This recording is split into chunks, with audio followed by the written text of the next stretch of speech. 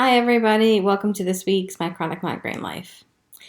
So, as I alluded to in my Insta stories last week, this is going to be a semi-intense episode today, and I'm not even positive how long it's going to run. The story I've been wanting to tell, but wasn't really even ready to tell until today, and even at that, I'm a little anxious about it. It's still developing. It's not a story from the past. And quite frankly, it'll be the first time if I manage to get through it that I haven't cried about it even a little bit while reclaiming some part of it. So please bear with me. And if you need to pause now to grab your tissues or a comforting beverage, now's the time to do so. So in a couple of short weeks, I'm going to be having the first of my cataract surgeries. I will be doing the cataracts in my right eye first, and then hopefully within a month's time, the left eye. This might not sound like something so traumatic, but for me, it'll be the first time I've ever had surgery, and how this all came about is sort of really where the trauma lies for me. So on the end of November 2018, I went to renew my driver's license, and when I went to the DMV, they asked me to read the eye chart. And although I could see it clearly, this is where it's going to sound a little confusing, I couldn't quite make out the letters. So naturally I couldn't get my driver's license renewed that day. I had to go to the eye doctor.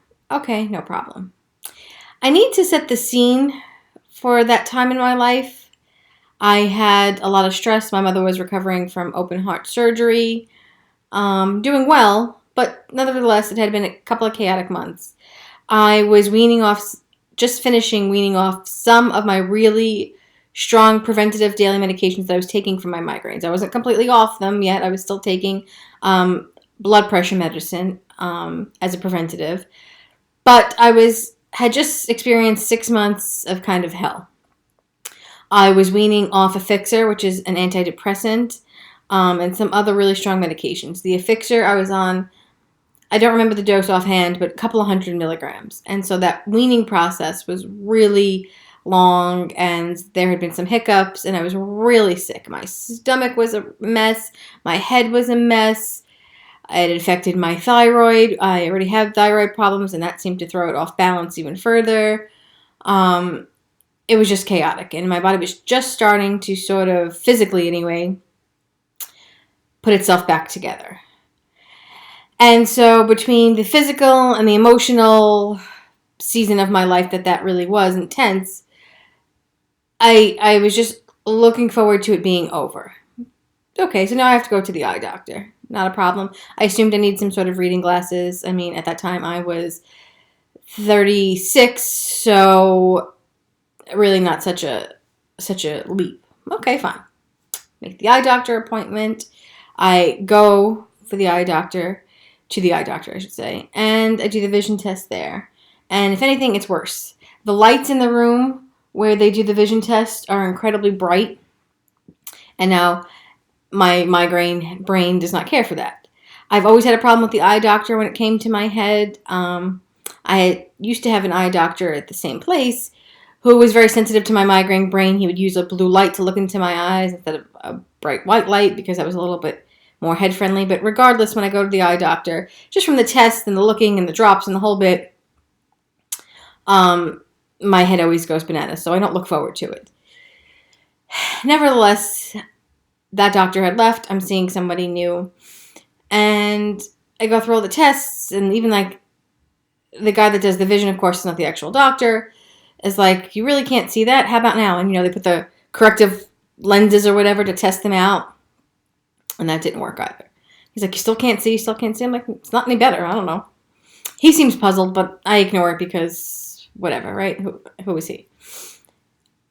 For whatever reason, eye doctor appointments, PS, take like 6 hours. You have to free an entire day to be there. Not because you're waiting for your eyes to dilate or anything. It's just always chaos. I never understand this. Of all the doctors I go to, I spend the most time there doing nothing. But anyway, I finally get in to see this doctor. He's a young guy, a little arrogant, a little cocky. Don't love him. Don't have to love him. He looks at the results on the computer and he's like, huh, you're really having a lot of trouble seeing. And I see that the corrective lenses or whatever like they try to put in front of your eyes weren't working. I'm like, no, they really weren't. I have no idea. Maybe I don't need glasses. And so he looks into my eyes and he goes like this. Wheels himself back in his little chair and goes, huh, that's why. You've got cataracts. You need surgery. Prepares to like get up and like walk out the door. I almost had a fucking heart attack right there in the spot. It took all of my fiber of my being not to burst into hysterical crying, but I wasn't even processing what he was saying. So I said, wait. I waited 3 hours for you. The next person can wait 3 hours for you. Start at the very beginning. What the hell are you talking about? Cataracts. Now, at this time, cataracts is something I associate with old people. Sorry, it is what it is. 70-year-old people and up, you get cataracts, you have trouble driving at night, you get a little, I thought, laser surgery, and you move on with your life. I'm 36. What are you talking about? Cataracts. I can't even imagine what my face looked like. And he goes, yeah, you have cataracts. Apparently, I learned at this very moment that there was maybe 6 or 7 kinds of cataracts. It's not just the old people cataract, which is not what I have. He said, well, let me ask you a question. Do you have trouble seeing in only certain circumstances, like with glare and lighting? And I said, yeah, it's exactly what I have. It's not that I can't see and it's not that I can't read, but if the sunlight is in my eyes, or I guess a headlight driving at nighttime, or it just depends really on the color of the lighting and the way that it hits the page. You know what I mean? Or even it's even pictures now, like anything. It's just the way that it hits it. I don't know how to explain it any clearer than that. It's a glare problem. And it sounds very confusing, and because it's not vision related, it's the cataract has actually formed over the part of your eye that naturally adjusts your vision. So I'm sitting there frozen. And while he's saying things that are making sense to my life experience, I can't get past what he's saying to me. Now, because I said is the first time I'm seeing this particular person, he's reviewing my chart and I'm explaining to him like the other things that go on with my life, particularly my head. And so he said, how long has this been happening to you? And so I had to stop to reflect. And now that I've had some time to process it, the story sort of goes like this. I think that I've had the problem beginning to develop maybe the end of 2015, 2016. When I saw that previous doctor who always checked my eyes and I never needed glasses and never really had problems seeing. But I guess just from my looking at the eye chart and seeing like the lowest, letter you can see, was starting to get blurry. At that time, in 2015, that doctor said to me, what medications do you take for your migraines? And I listed them. One of them was nortriptyline. I've referred to that drug in other videos as the fat and sweaty pill. It made me gain almost 100 pounds. I used to have sweats that I attributed to looking like I had malaria. I would be beet red, pouring sweat, and just sitting here like this. Not because it got hot outside, not because I exerted myself, not because of anything. Poor. And it was embarrassing, and it was awful, and it went on for a really long time, even after I stopped that drug. But at the time, I was still taking it. And he goes, nortriptyline blurs your vision. Oh, I didn't know that. My neurologist, who if you saw my video, I love my doctor, my doctor loves me, you know that we've built this relationship. And that's exactly what it is, a relationship. It's a partnership, even though it's business, essentially, not personal. But when your health is your business, it becomes very personal. This will be the 9th year that I've gone to see her. It's our 9th year anniversary in November. And I trust her implicitly. And even at that point, every time I needed to add a new course of medication to my drug regimens, we always discussed it together. She always involved me. She wasn't like, you're just taking this. These are your choices. These are the next steps. And these are the risks associated with these steps. I never read the little pamphlet that came back, that comes with your medication about the side effects because I didn't need that in my brain and be paranoid. She would tell me, Donna, whatever pill you're taking, this pill can make your heart race, you'll have to get an EKG. Be on the lookout for swelling of your tongue. Carry Benadryl with you. If that happens, stop taking the pill, take the Benadryl, get to the ER. Whatever it was. And so she would tell me, like, it's a small percentage, but these are the main risks you have to look out for and be aware of. And so whatever she said to me, I believed and looked out for those particular things because I know those were the worst things. She never mentioned anything to me about blurry eyes. And I still don't know to this day if that's really what it was or not. But anyhow, at that time, in my mind, because I didn't ask, to be fair, and he didn't clarify either, I always assumed that once I started stopped taking that drug, that my eyesight would sort of go back to what it was. I've always had 20/20 vision. And so I thought, okay, fine. Plus, also with the chronic migraines, it would impair my ability to see. And not actually impair my ability to see, but I guess concentrate. So reading was always a problem, writing thus also. And so I didn't really think a lot of it at the time. And again, this is just something that flashed in my memory recently, thinking about all this kind of eye-related stuff. So we're back now at that doctor's visit where I'm finding out that I have cataracts. And this guy, to be frank, was a dick. Total douche. And if I hadn't been in such a weak emotional state in my life and shocked at what I was learning about my health, I would have probably punched him in the face. I'm exaggerating. I would have definitely cursed him out. But I was just stunned and devastated, and I couldn't quite catch my breath. And all I was thinking about was trying not to burst hysterically, crying, how do I get out of this office fast enough that I can just get outside and bawl my eyes out? That's all I wanted. But I stayed for a few minutes and tried to get as much information as I could. He, sort of just shouted out in my face, like, well, you have migraines. What pills did you take for it? I'm like, lots of pills. And like I said, at this point, I was still on blood pressure medication. And he said, well, did you ever take a steroid for that? And I was like, of course I've taken steroids to break migraines. It's like, well, there you go. That's it. You did it to yourself. And it's like, you'll know when you need surgery, when you don't really need it, but if it starts to impair your life, you'll get surgery and that's it. And he sort of just got up and walked away.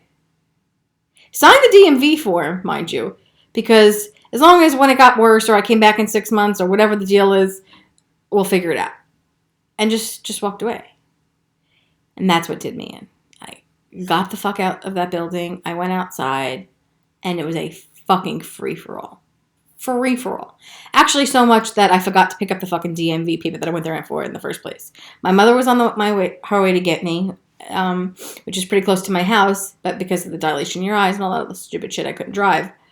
I had to pull myself together, which, I'm sure I looked like a hot mess. My face must have been beet red. But I managed to instantly stop my crying, go in, search for the nurse, get the paper, and get the fuck back out so I could start crying again. I get in the car, and my mother looks at me, and she's like, what the fuck? And that was it. Just, when you see your mother. Out. Done. Sobbing. Cannot catch my breath. What are you talking about? You need surgery. And that's all I could get out. And I just, done. I went to Starbucks drive-thru, got coffee. That's always my happy place. Tried to center myself, went home, and tried to tell the story. When I think about it now, it's the problem, like I said, not the first time I'm crying. First time I'm not getting emotional about it, like crying hysterical. But now I am in the place of rage. That's the stage I'm in at that point. About that appointment particularly. It's my fault. That's all I heard. And if I'm being honest, it took damn near a fucking year to really let that go. I carried so much shame and guilt connected to that statement that it was my fault. It's all I heard. So naturally, as the first time I'm telling this story at all to my mother on that particular day, she's screaming in my face, Donna, of course it was not your fault. What are you talking about? You were dying. And that's not being dramatic. I was dying from the pain in my head.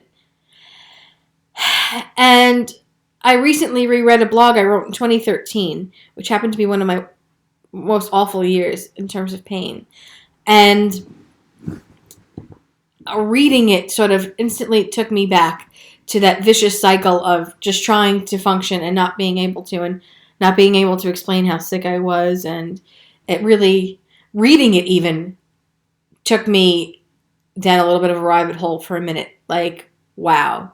It's that failure. That's the word that I used in that blog, and that's what I felt in that moment when that man said it was my fault.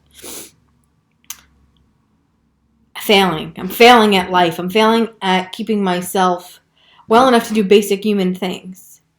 And it's something with somebody with a chronic illness, especially an invisible chronic illness. You take on this personality of being identified as the person that can't get out of bed, that can't function. Oh, Donna might have a headache that day. Headache being the operative word. And she can't make plans, and she's not reliable. And, that blog pointed out to me, or reminded me that, people in my family, well-meaning people that love me, but didn't understand, and I wasn't educated enough of myself to even communicate this at that point. But that when people would call and say, ask my mother or something, how's Donna doing? Really? She still has a headache? She's still in bed? She still didn't go to work? And that's what I heard. What they were really asking was how I was. But I was like, yeah, she didn't go. Like, that whole vicious cycle of that made me feel like a failure. It made me feel shameful and guilty and all of the things that I was now feeling leaving this eye doctor's appointment. While my mother said it immediately to me, and it was true, it took me a really long time to not only accept it, but sort of know what it meant. You know what I mean? That I was surviving, and so I was doing whatever it took. And still do. You don't get 41 shots of Botox to your head every 3 months and neck if you're just, vain. It's botulism. It's serious. It hurts. There could be dangerous side effects to that too, but it's necessary. It's desperate times, But nevertheless, I was a basket case. When everything, when it rains, it pours, it hits you right in the gut when you're just at your weakest and your lowest point. And that's what that did for me. I immediately set off an email that was a little snottier than I've ever probably been to my neurologist. And in the beginning, I'm going to tell you, I was quite snotty. And just fired at this email, like, what the hell? How many steroids did it take? All these things about how I got to this point. And she wrote me right back, and it's like, Donna, I'm so sorry. I don't know, you weren't really on steroids. I looked at all your records. You took them for a couple of days at a low dose here and there to break pain. It's one of the most important things steroids do is breaks pain, And we've all taken them for a rash, for whatever. Steroids is sort of like a miracle drug. And so she's like, you really weren't on it for long periods of time. And that's what he had said to me in that moment, but I couldn't even think. So all I heard was that it was my eyes. What you have to understand about that is, yeah, of course, it's your eyes. Everybody wants to be able to see. But it wasn't just the shame that I thought that I did it to myself, or I can't believe I have another health crisis. Is sort of what I was also feeling.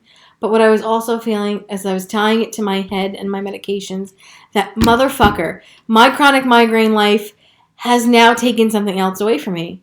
It's trying to take something else away from me. And something I wasn't willing to give.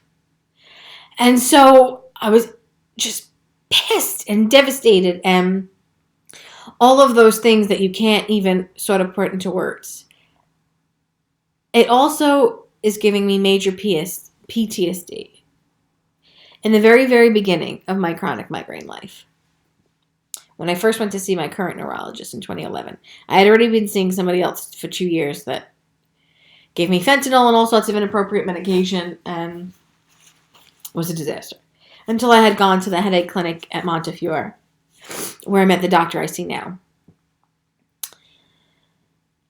And there was a long period of time when I couldn't read and naturally couldn't write and couldn't do much of anything.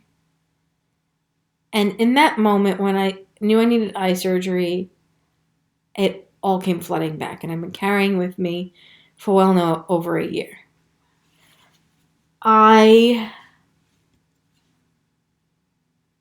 it was just being re-traumatized. And because I hadn't really processed the initial trauma, I was just starting to really, really thrive in my health and in my life. And, I was so proud that I was able to take care of my mom when she was ill, or recovering from surgery, rather. And my head was a champ through that whole process. And that included a lot of low sleep, high energy things. And I was so proud that my head was a champ through all of that, even when I was low on Botox, even all of that stuff. And so, what are you telling me? You're telling me that I'm not really better. So, I don't tell anybody about this really for a long period of time. That December 2018, my birthday's in December, I went for a much needed break.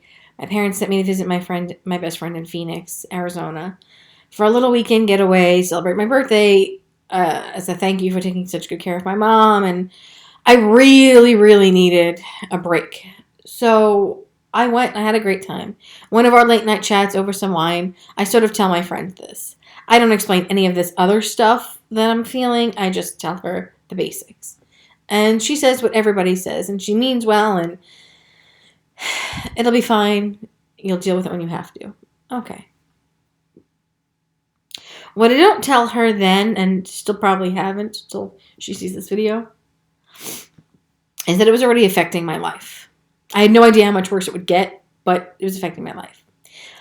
Her and her husband and I would stay up after she put her kids to bed at night and drink, and we were playing a board game. I have no idea what the game was. I didn't particularly care for it, but I was having trouble seeing it.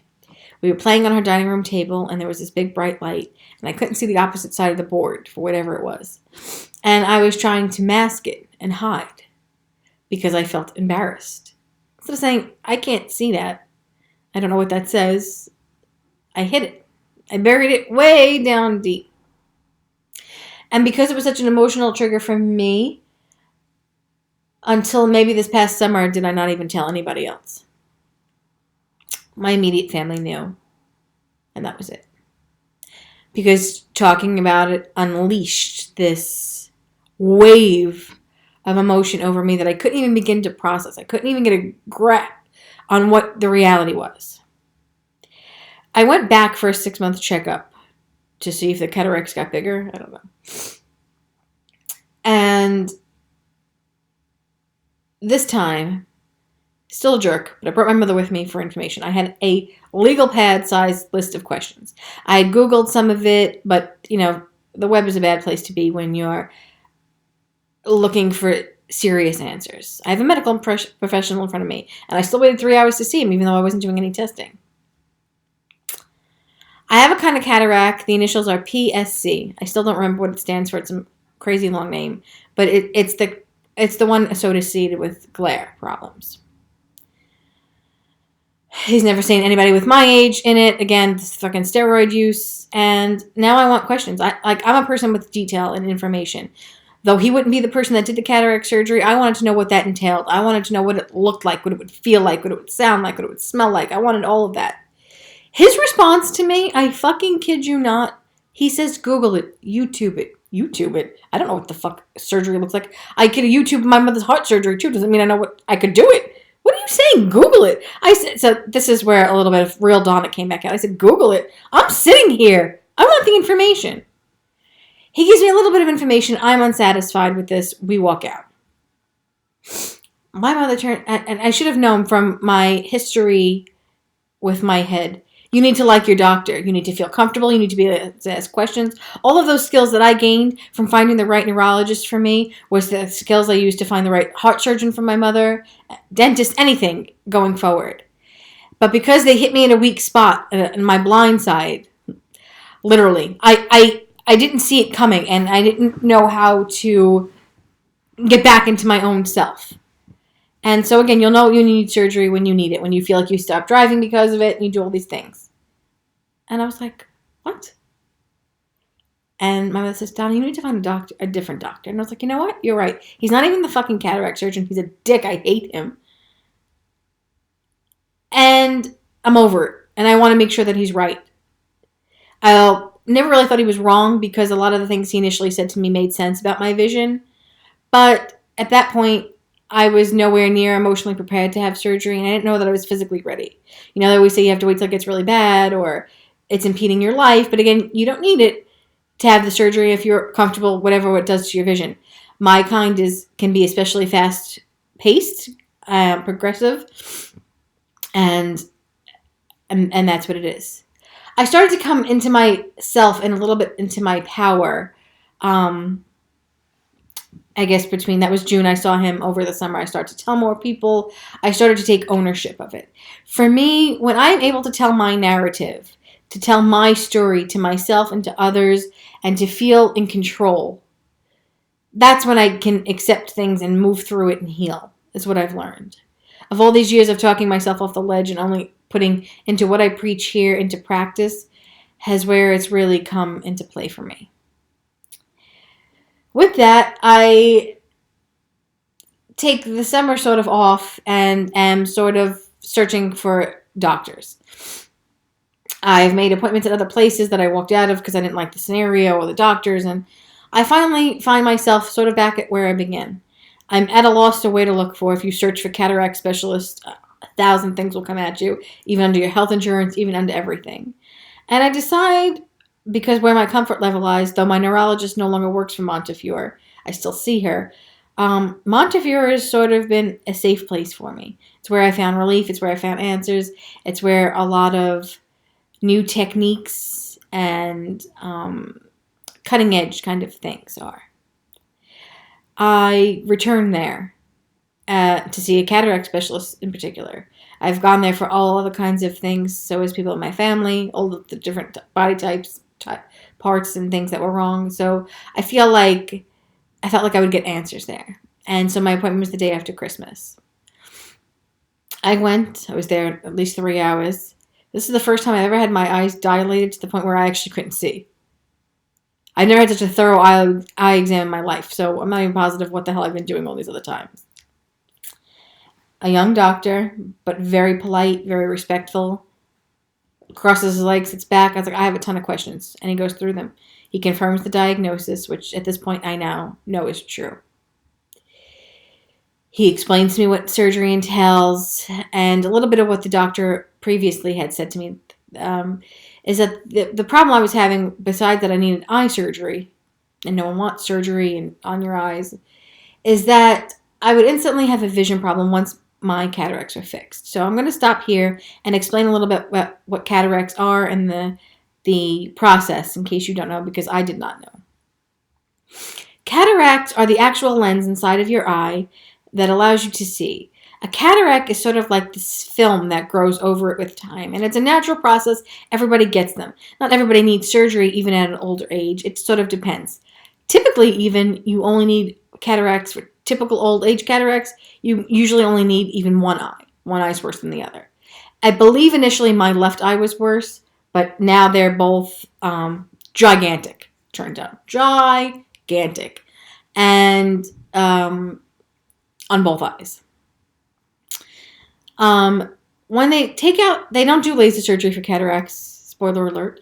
They take a little sort of vacuum tool, I suppose, and suck off the cataract and then ultimately remove your lens and put an artificial lens in. And herein lies the problem with that. I otherwise have very good vision, 20/20. I won't as soon as my actual natural lens is taken out and the artificial one is put in. Because it's an artificial lens, and even at the best version of it, it doesn't have the ability to do what your eye naturally does for yourself and adjust your vision, right? Because some people are nearsighted or farsighted. It takes away all of that and makes your eyesight a level playing field. Sure, that film is gone that was blocking your vision. Some people see spots because of the film on it. I don't. It's just the glare. But you sort of are fixing one problem and getting a new problem. So what that doctor also had told me when he was screaming in my face, and that's another upsetting part, is that I would need glasses immediately to read, to drive, for distance, for everything. And while wearing glasses 24 hours a day, a lot of people do it. It's not, life or death. It's not something I want to do. I prided myself on very few things in my darkest moments, and my eyesight was one of them. When it was my head and I have all these things, but this is what I have. And I hung on to that identity, and I didn't want to give it up, especially when you tell me I'm fixing my eyes and I'm making them worse. What the hell are you talking about? It still didn't make 100% sense to me. And so this doctor confirms that at Montefiore. Here's the thing. There are two types of cataract artificial lenses that get put into your eye, one of the two, when you have surgery. The standard lens is the one that I've just been talking about, that makes you what I consider essentially blind, but without glasses. And that's the kind the insurance pays for, because the other kind isn't medically necessary. Those kind are called progressive. Progressive lenses would run you about $3,000 an eye just for the lens to be put in your eye. And what that would do is that would make you have more than likely perfect vision. You might still need some, maybe a light reading glass or something going forward. They can't, of course, guarantee what it would be like, but it would be a complete different thing. I didn't find out until just a few weeks ago that when you're talking about reading glasses, not just to read a book or to be on the computer, which, let's keep in mind, I'm a writer at heart. So that's what I do all day long. I would be wearing them all day long. It would even be to use your phone. I couldn't read a text message. I couldn't look up the fucking weather. I couldn't do anything without glasses. And at now 38, I'm done. I've given up enough. But there's no way I'm paying $3,000 an eye for something that I don't actually need. The doctor at Montefiore enlightens me that Montefiore is a teaching hospital, which I've always known. I've watched, more people have watched me get Botox there than anything. It is a teaching hospital. If I let the resident do the surgery, not this particular man, it would be free. The progressive lenses would be free. And now my instinct is, I'm not let a resident do surgery on my eyes. But then I thought, they always say God will show you the way. And I felt like this was the way. He was showing me. This is what made me go back to Montefiore in the first place. This is the end of December, and now at this point, I know I need surgery soon. And so he says to me, look, Donna, why don't you go meet with the residents? A separate building, separate office. See what you feel. See what you like. I supervise the residency program here. I would be in the room. Everything would be fine. See how you feel. And if you're not comfortable, then you come back to me. We'll do the standard, and it will be fine. Okay. I like that. I like that somebody was thinking. Feel it out. Meet the people. See what you feel. It's such a difference from look it up on the internet, And I thought, okay, that's a good plan. 2 weeks later, I go back to the resident and meet them. She looks like it makes Doogie Howser looks old. If you don't know who Doogie Howser is, then we have to stop talking to each other. He was in a child prodigy, and so he was a doctor at 16. This girl looked 12. Polite, answered my questions. But it was a disheartening experience. A technician who worked there, and even I don't know what they're called. They're not a secretary. They're not really a nurse. This woman that worked there, that's supposed to take your vitals and update your medication in the chart, sees my test results and is rude, telling me I have old lady cataracts. They're so big. I hope you're going to do something about it. She was a fucking total bitch. And again, had I been in my right mind, even though I've had a lot of time to process this, I would have smacked the shit right out of her. Part of it was trying to control my emotions, not to let her get the better of me. And then once I knew I opened my mouth, it wouldn't be end. My mother actually shut this lady up and threw her out of the room. Again, I speak to the resident, and now I have to go, now that I've decided, I had sort of decided on December 26th as well, that I was due for Botox January 21st.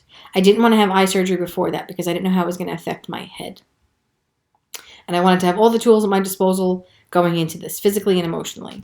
So I had sort of, with him, discussed that I would try to do the first eye in February. They never do the two eyes together, at the same time, rather, because for the first 24 hours, your eye has to be bandaged. You go back the next day to check on it, the next week, and then at 3 weeks. You have to do eye drops 4 times a day, 4 different kinds of eye drops as well. And I didn't know any of that either. They want to really make sure that there's no infection and there's no problems before they do the next eye. There are a handful of small complications that are very, very rare, but of course they have to tell you about. And the resident begins to list them for me. Now, I want information, but having to accept that that might happen is devastating. It was also devastating to learn that I had to take eye drops 4 times a day, 4 different kinds. Now, while stupid as that is that it triggers me again to my head. There was a time where I took pills at 4 different times a day, and having to cater to something else and be the patient again. Ultimately, that is what the core of all of this is. Having to be the patient again after I had just realized that all of my experience had made me the perfect caregiver. I have to be the patient again. I have to be the patient with myself. I have to allow others to help me. I need somebody else. That is at the ultimate core of all of this. It was a little embarrassing and shame and guilt, but I got past that because I did realize I did what it took to survive.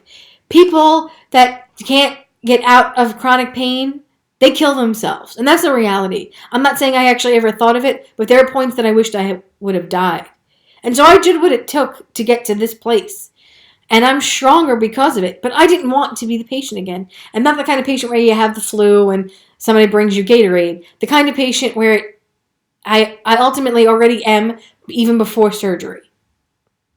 I can't stand it.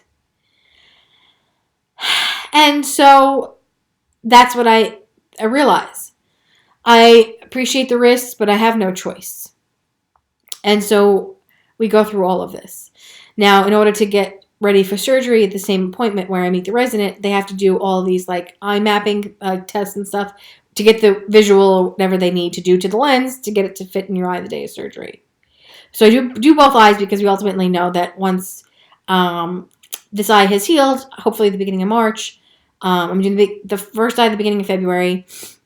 Hopefully that left eye will be done at the beginning of March, and then I can be done with this whole process.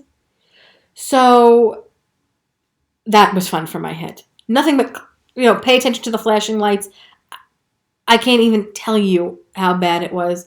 They were fast. There were 4 different tests, but they were horrific for my head. And by the time I left this place, I was too hysterical crying. And I was so tired of crying about it, and it makes me angry that still it makes me emotional, but I know that I have to process it out. I need to get it out so that when I have the surgery, I know I'll be an anxious mess, but I could just focus on it. I know it will be good. I know that I've got this. I can handle it. I just didn't really want to. Except God does always show you the way, right? Here's the thing. In the last, maybe since November, since Thanksgiving, I've really noticed. My eyesight has had a major, major decline.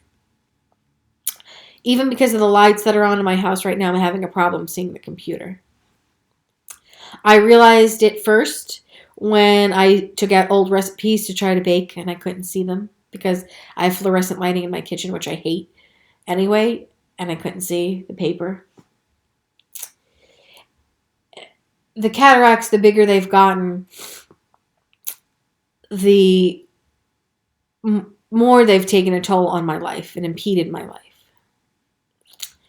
I no longer can drive. I haven't been able to drive since Christmas time by myself. Even in the daytime. Even around my house. And I don't drive that often or that far, but it's not safe. I can't see. The first time that I noticed that, I was driving to the gym at night. And I was actually panicked. It was the beginning of December. Because I couldn't see if somebody just darted out in front of me.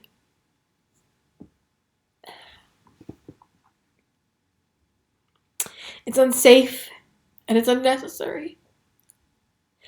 But now, contrary to the sobbing, I'm in a place I want surgery. I won't be that person that is afraid to do what needs to be done for themselves, I won't do that. I won't live in a land where I could fix something and suffer. I won't be that person. It's not my style. So all that earlier trauma I was talking to you about and taking away pieces of me, every day I find a new piece.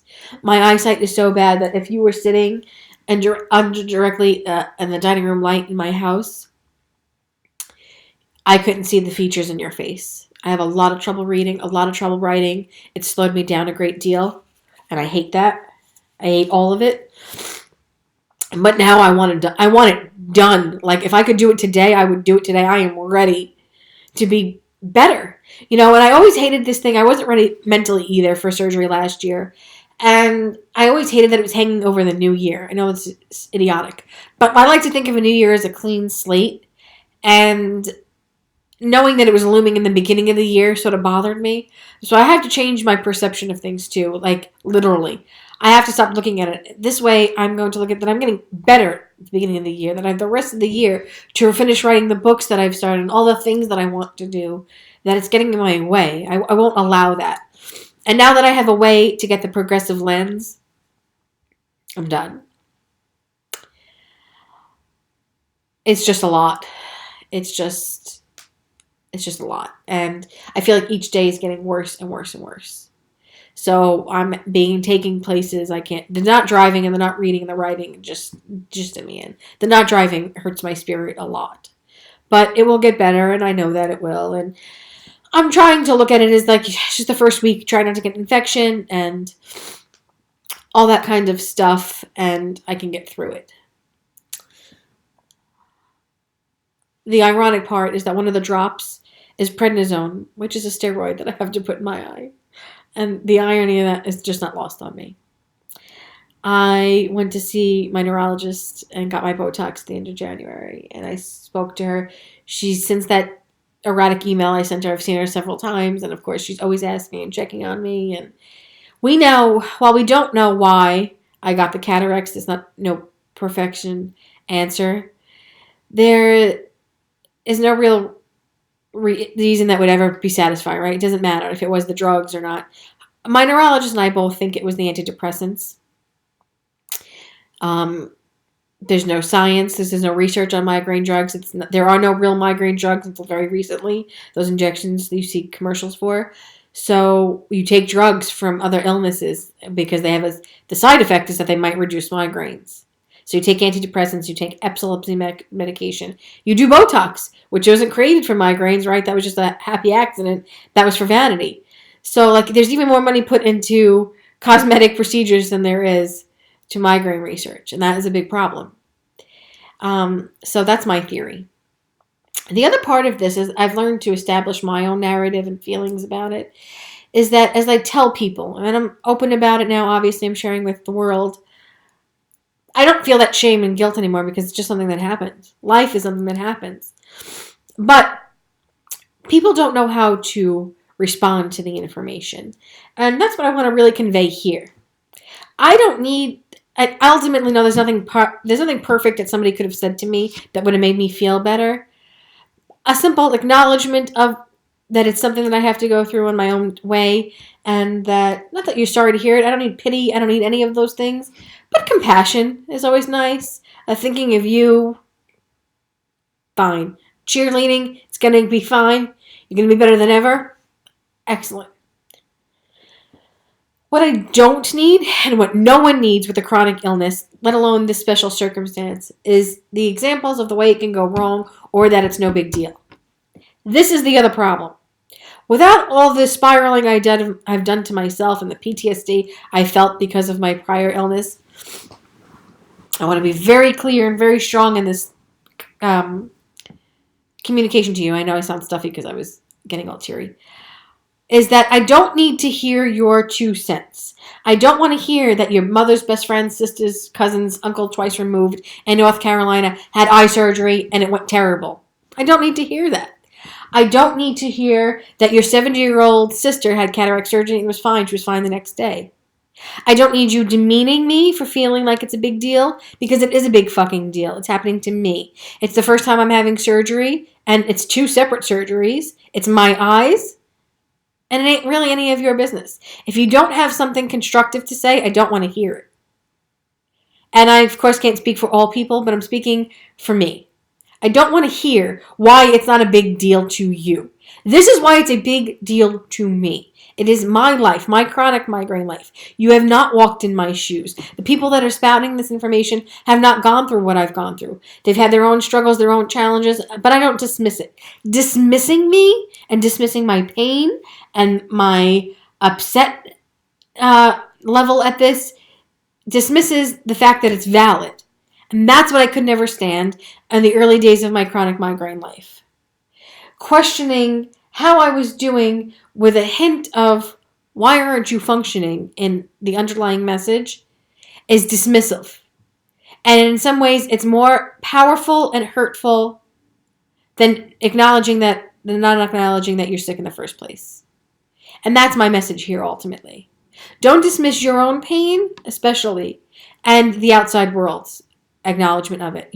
There was a video I did early on about validation and victories. You want people to validate your pain because even though you know it's real, you want people around you, especially the people that you care about, to validate that what you're going through is real, whether they can understand it or not. That way, when you have wins, little wins, big wins, you got out for the day, you found a medication that works for you, you had a migraine-free day, that you can celebrate it, that they can see the difference. Because we ultimately all want to be seen and all want to be heard. And that's why I had to share this story now. Because I was finally ready to do the surgery, to have it. I need it. And to be in a place to tell my story. That power that comes from your own narrative is something I only learned last year by doing these videos. So that is my story. I am a person that likes to go big or go home. I don't just get average migraines. I went all the way to a chronic migraine status. I don't just have small cataracts. I have big, fat, old lady cataracts. But they got to go. I find myself on a constant daily basis going, no, I can't see that. No, I can't see that. And I'm tired of it. But being able to say, no, I can't see that takes that shame and guilt away. It takes it off my chest and off my plate and off my responsibility. And that feels good. While I would like to know why about a lot of things, I will never know the answer to this. I'm comfortable in my neurologist's assumption. That's enough for me now. Because ultimately, I have no idea why I got chronic migraines in the first place either. Genetics, life, it's just my journey. I know it's not the big C word. It's not, it could be worse. People always say that. I don't know why we always say that it could be worse. Why that's supposed to be comforting, It could be better, right? We don't always say that to us. It could be better. No, you don't say that to somebody, right? When somebody's going through something. I know there are a lot of scenarios in life where you don't have the right words. You don't have the right solution. So instead, what you should just do is turn it into love. Give the person a hug. Do something kind. Just acknowledging. I always say that acknowledging their struggle and asking how you can be a help to it, or even without the help, just being a help. I'll come to the appointment with you. I'll come visit you after your surgery. Let's plan something that we can do in the spring, which is something I've actually been doing a lot now, because you're going to be able to see, you're going to be able to drive, focusing on the positive. And so that's where I really am at. I am going to be fine. I have got this. I am going to kick cataract's ass and then some. So that is the story today. So be kind to yourselves. If you have to go through the shame and guilt just to get to the other side, then you do it, right? We have to go through it in order to get over it. And so it's okay. It's okay to cry as many times as you need to in order to accept your circumstance. Because once you accept it, you can deal with it. Especially if there is already approved treatment method and the solution is at your door. Accept it. Accept the help. Be the patient again. Because this time you'll know better. It'll be temporary. And you won't have to worry anymore. So, until the next time, guys.